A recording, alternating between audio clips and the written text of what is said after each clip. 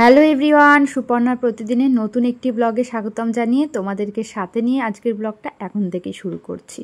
সকালবেলা আজকে না মাসি চলে গেছে মিছরি পাপার যে ডালিয়ার খিচুড়ির জন্য সবজি কাটতে হয় সেটা কেটে দিয়ে যায়নি, তাই আমি আগে ডালিয়ার খিচুড়িটা তো করবো, সেই জন্য সবজি কাটতে গিয়ে সবজি সব বার করলাম, দেখছি কি ক্যাপসিকামটা পচে গেছে। ফ্রিজের মধ্যে থেকেও যে কি করে পচে যায় আমি জানি না। যাই হোক, ডালিয়ার খিচুড়িটা আগে মিছরি পাপাকে করে দিচ্ছি, মিছরি পাপা আবার দোকানে চলে যাবে, প্রত্যেক দিন তো ওর একই রুটিন। তো যাই হোক, ডালের খিচুড়িটা করে তারপর আমার আর মিছরির জন্য একটু রান্না করব। মানে মিছরির কথা বাদই দিই, কারণ আমার রান্নাটা করতেই হবে, আর মিছরি তো জানোই যে অন্য কোথাও খাবে না, সেই আমাকেই ওর জন্য রান্নাটা করতে হবে। যে কারণে কালকের জন্য একটু মাছ রেখে দিয়েছিলাম, আজকের জন্য একটু মাছ রেখে দিয়েছিলাম, সেই মাছটা রান্না করব। আর একটুখানি মুসুরির ডাল করছি আজকে, মুসুরির ডাল দিয়ে টক ডাল করব। তো ওই মিছরি আর আমার একসাথেই মাছটা রান্না করছি আজকে একবারে, পরে আমার জন্য একটুখানি লঙ্কা দিয়ে দেব। আর আজকে হচ্ছে বাড়ির সবাই, মানে মিছরির পাপা আর মিছরির দাদু আর কি, দুজনেই ওই বাড়িতেই খাওয়া দাওয়া করবে, যেহেতু আজকে হচ্ছে ওই বাড়িতে হচ্ছে খাওয়া দাওয়া, মানে আশমুখী যেটাকে বলে, শ্রাদ্ধের পরের দিন যে আশমুখী হয় সেটা। তো আজকে ওখানেই সব খাওয়া দাওয়া হবে। জানোই তো আমি যাব না, তো আমার জন্য হচ্ছে রান্নাটা করছি, ভাত বসিয়ে দিলাম আর এদিকে মাছটাও রান্না করে নিচ্ছি। মিছরি পাপা এখনও দোকানে যায়নি, যাবে, এখনই বেরিয়ে যাবে। আমার রান্নাটা মোটামুটি কমপ্লিট হলেই ও বেরিয়ে যাবে।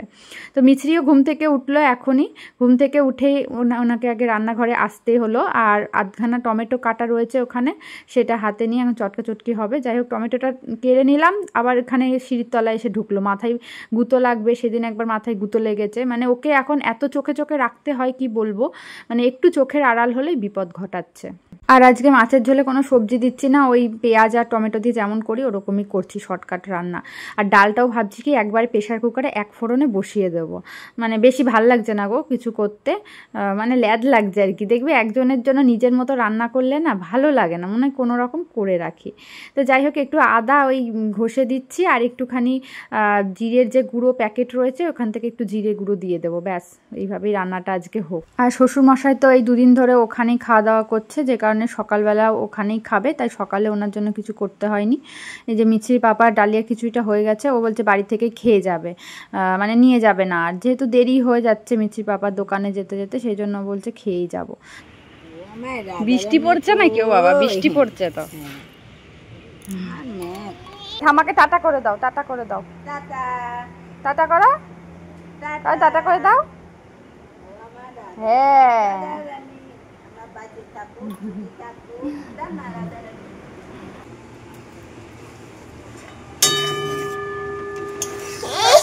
কি বাবা, দাঁড়াও দাঁড়াও, করে না বাবা, দাঁড়াও। এই দেখো তোমার জন্য মাম রেখেছি একটুখানি, আর এটা আমার মাম। অনেকদিন ডালের সাথে আলু ভাজা খাইনি, ডাল আলু ভাজা তো আমার খুব ভালো লাগে, তাই ভাবছি কি একটু আলু ভাজা করি, নিজের মতো রান্না করবো তো, তাই নিজের পছন্দের রান্নাটাই করছি আজকে।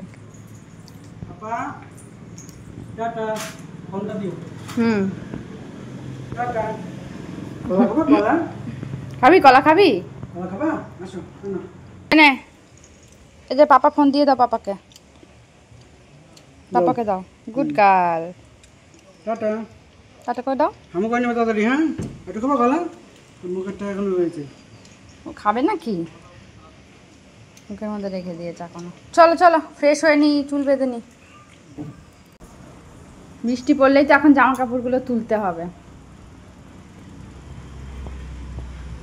এক ফোঁটা দু ফোঁটা পড়ছে, দেখি জোরে আসলে তুলবো। পাপা চলে গেছে। এই যে আমার আলু ভাজা হয়ে গেছে, ডাল হয়ে গেছে, এখন খাও খাও করবো, তাই তো মা? মাম্মা তো চলো তোমার চুল বেঁধে দিই। হ্যাঁ, চুলগুলো খুব বিরক্ত করছে, চুলগুলো বেঁধে দিই। সকাল থেকে তো আমি ওকে ধরার টাইম পাইনি, ওর পাপা ওকে মুখ টুক ধুয়ে দিয়েছে, তাই না? পাপা তোমাকে দাঁত ব্রাশ করিয়ে দিয়েছে, এবার জল খেতে হবে। চলো, আজকে আমি খেয়ে তারপর মিছরিকে খাবো, মিছরিকে দোলনায় বসিয়ে দিলাম। আমি রান্নাঘরে যাব এখন ওর খাবারটা তৈরি করতে, তো আমি রান্নাঘরে গেলে তো ওকেও যেতে হবে। আর রান্নাঘরে চারিদিকে সব ছড়ানো ছিটানো রয়েছে, তার সাথে ওর এখন নতুন একটা স্বভাব হয়েছে, এটা সেটা তুলে মুখে দেওয়া, এটাই ভীষণ ভয়ের, কারণ কখন কি আজে বাজে জিনিস মুখে দিয়ে দেবে তার কোনো ঠিক নেই, ওকে একদম চোখে চোখে রাখতে হচ্ছে এখন। যাই হোক, দোলনায় বসিয়ে ওকে খাবারটা খাইয়ে দিচ্ছি। আর আজকে ভাবছি কি একদম রান্নাঘর পরিষ্কার করে সব সেরে বেরিয়ে যাব, তারপরে হচ্ছে মিছরির স্নান টান, মিছরিকে সমস্ত কিছু করাবো। নাহলে এই কাজটা এদিকে থেকে গেলে না একটা মাথায় চিন্তা থাকে। বাড়িতে তো কেউ নেই, আমি একাই রয়েছি, আমাকে সেহেতু মিছরিকে দেখতে হবে, আবার কাজগুলো করতে হবে, তো সবাই ওই বাড়িতে। আর আমি যাইনি, অনেকেই অনেক কথা হয়তো বলবে কেন যাইনি, কারণ সবাই সবটা জানে না। তো আমার নন্দাই আমাকে ফোন করেছিল কালকে যাওয়ার জন্য, পরশুদিন রাতে ফোন করেছিল।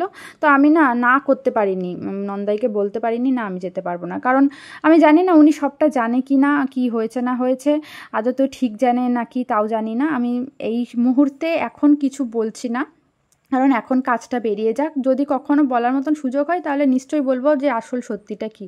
কারণ যদি আমার ননদ এখানে না ঢুকতো, আমার শাশুড়ির সাথে যা হতো, আমার ননদ এখানে মানে আমার শাশুড়িকে সায় না দিত আমার শাশুড়ির কথায়, তো আমি হয়তো যেতাম। কেন বলো তো, একটা মেয়ের কাছে তার বাবা মা ভগবানের মতো। বাবা মাকে যেখানে এতটা নিচে নামানো হয়েছে, যেখানে আমার বাবা মার সম্মানই নেই, আমার সম্মান তো পরের কথা, যেখানে আমার বাবা মা আমার ভগবান তুল্য বাবা মার সম্মান নেই, সেখানে আমি কি করে যাব বলো তো? কেউ কি যেতে পারে সেখানে?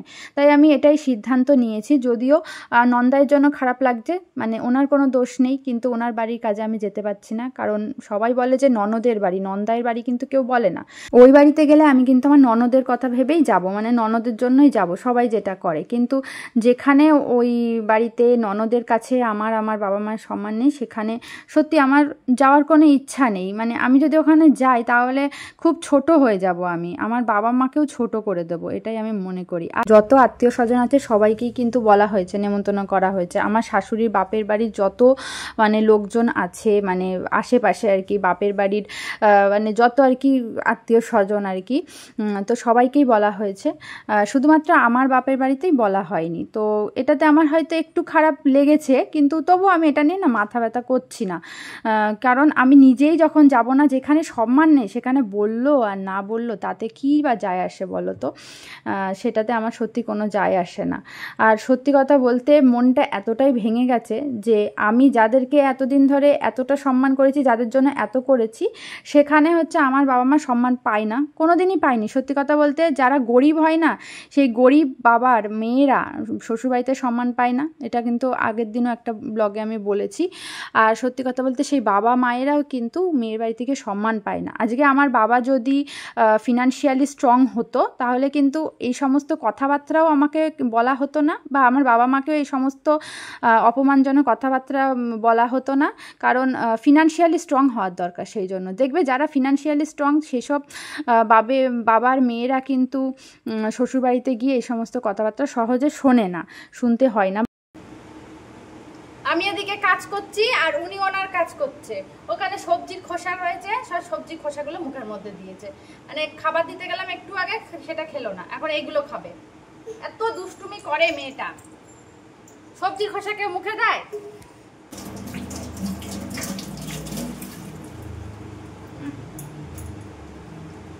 মুখে দেয় এগুলো? আছি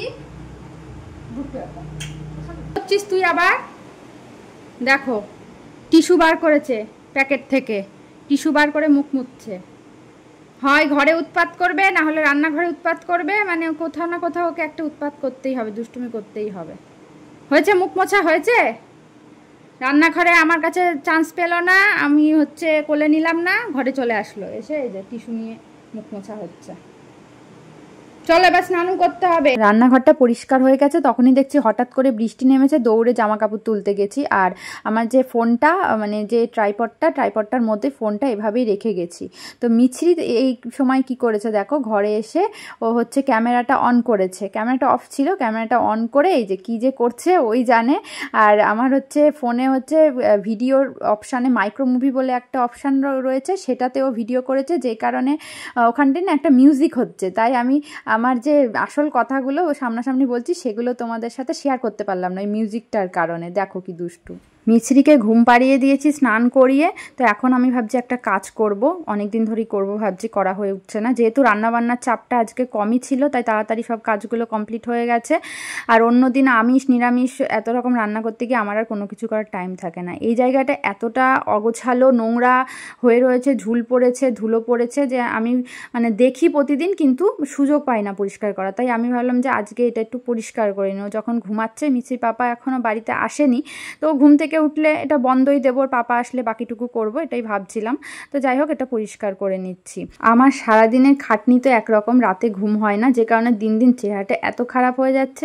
আমি নিজে দেখি আর লোকেও প্রচুর বলে, এখন সবাই মানে যেই দেখে আমাকে সেই বলে যে তুমি ভীষণ রোগা হয়ে যাচ্ছ। সত্যি কথা বলতে বাইরের লোক কিন্তু এটা দেখে। কদিন আগেও বাড়িতে লোকজন এসেছিল, শ্বশুরমশাই শিষ্যরা এসেছিলো, তারাও বলছিল যে তুমি অনেকটা রোগা হয়ে গেছো, অনেক খাটনি পড়ে যাচ্ছে, কি করে বাচ্চা সামলে এত কিছু করছো। যাই হোক, বাইরের লোক এই কথাগুলো বলে, কিন্তু সত্যি কথা কি জানো তো, বাড়ির লোক যারা, তাদের চোখেই পড়ে না যে আমি রোগা হয়ে গেছি, আমার খাটনি। তারা বলে যে আমি নাকি সারাদিন অকাজ করি, কোনো কাজই করি না। তো এই হচ্ছে ব্যাপার, বাইরের লোকের যেটা চোখে পড়ে বাড়ির লোকের সেটা চোখে পড়ে না। আবার বাড়ির লোকের যেটা চোখে পড়ে, আমি যদি একটু রেস্ট নিই সেটা আবার দেখবে বাড়ির লোকের চোখে পড়বে, আর যদি আমি কোনো কাজ না করি একটু বসে থাকি তাহলে আবার বাড়ির লোকের চোখে পড়বে। সকালবেলা শ্বশুরমশাই ওই বাড়িতে যাওয়ার সময় আমাকে জিজ্ঞাসা করলো আমি যাবো কি না, আমি বললাম না আমি যাব না। তখন শ্বশুরমশাই আমাকে আবার জিজ্ঞাসা করছে কেন যাব না। তো এই কেন কথার উত্তরটা কি দেব বলো তো, মানে যে জানে বিষয়টা সব কিছুই, তাকে কি উত্তর দেওয়া যায় আদতেও? সে সবই জানে। যখন আমাকে আমার বাবা মাকে অপমানজনক কথাবার্তা বলা হয়েছিল তখন আমার শ্বশুরমশাই কিন্তু সামনেই ছিলেন, তখন কিন্তু উনি একবারও বারণ করেনি আমার শাশুড়ি মাকে যে এরকম ধরনের কথা তোমার বলা উচিত না, কারণ বাবা মাকে কেন টানছো। তখন কিন্তু খুব ভালোভাবেই শুনেছিলেন উনি, মানে শুনে মনে হয় মজাও পেয়েছিলেন, এরকম একটা ব্যাপার। তো যাই হোক, সেটা কোনো অন্যায় নয়, এই কথাটা বলা হয়েছে, কিন্তু আমি যে যাব না এটাই অন্যায়। মানে দুদিন ধরে এমনই সবাই ভাবভঙ্গি করছে যে আমি যে যাচ্ছি না ওই বাড়িতে, হ্যাঁ এটা ভীষণ আমার অন্যায়। কিন্তু সেদিন আমাকে আর আমার বাবা মাকে অপমান করেছে, এটা কোনো ব্যাপারই না। এটা কিন্তু ব্যাপারটা তখন হতো যখন আমার বাবা মা আমার হাজব্যান্ডকে এই ধরনের কথাবার্তা বলতো, তখন কিন্তু মানে কি বলবো, পৃথিবীটা উল্টে যেত পুরো, মানে ভূমিকম্প হয়ে যেত যদি আমার বাবা মা আমার হাজব্যান্ডকে এই ধরনের কথাবার্তা বলতো। এই বাড়িতে আমার অন্যায়গুলো খুব ভালোভাবে খুঁজে খুঁজে বের করা হয়, আমি কি করছি আমি কি করছি না। ওই বাড়িতে আমি গেলাম না বলে এটা এমন একটা ভাব করা হচ্ছে বিশাল বড় অন্যায় করে ফেলেছি আমি, কিন্তু আমাদেরকে এরকমভাবে বলা হলো সেটা কোনো অন্যায় নয়, এই হচ্ছে ব্যাপার। তো যাই হোক, কথা বলতে বলতে দেখো জায়গাটা গুছিয়ে ফেলেছি, আর মিছরির সমস্ত ক্লিপগুলো, মিছরির হেয়ার ব্যান্ডগুলো সব এক জায়গায় করে রাখলাম, ওগুলো ভীষণ এলোমেলো হয়েছিল জানো তো। বাবা ফাইনালি মোটামুটি এই জায়গাটা পরিষ্কার করে উঠতে পারলাম, ভীষণ ময়লা ছিল, বিশেষ করে এই জায়গাটা। বাবা এই জায়গাটায় দেখার মতন অবস্থা ছিল না, মোটামুটি গোছালাম। আর মিছরিও ঘুম থেকে উঠে গেছে, আর কোনো রকম তাড়াতাড়ি করেই করলাম, কারণ হচ্ছে মিছরির পিপি আর হচ্ছে দুটো দিদিভাই এসেছিল মিছরির সাথে দেখা করতে, ওদের সাথে কথা বলছিলাম। আর আমার ঘরের যা অবস্থা, মানে কেউ আসলেও এখন মানে নিজেকে লজ্জায় পড়তে হয় আর কি। যাই হোক, স্নান করে আসি, এসে আবার মিছরিকে খাবো, মিছরি আবার যাবে পাপার সাথে পিপির বাড়িতে। চলে যাও, এক্ষুনি বৃষ্টি নামবে। জুতো পরবে না?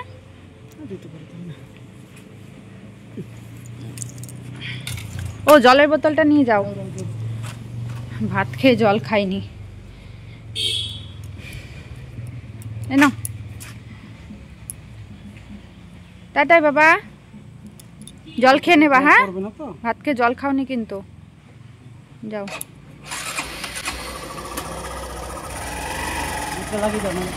হুম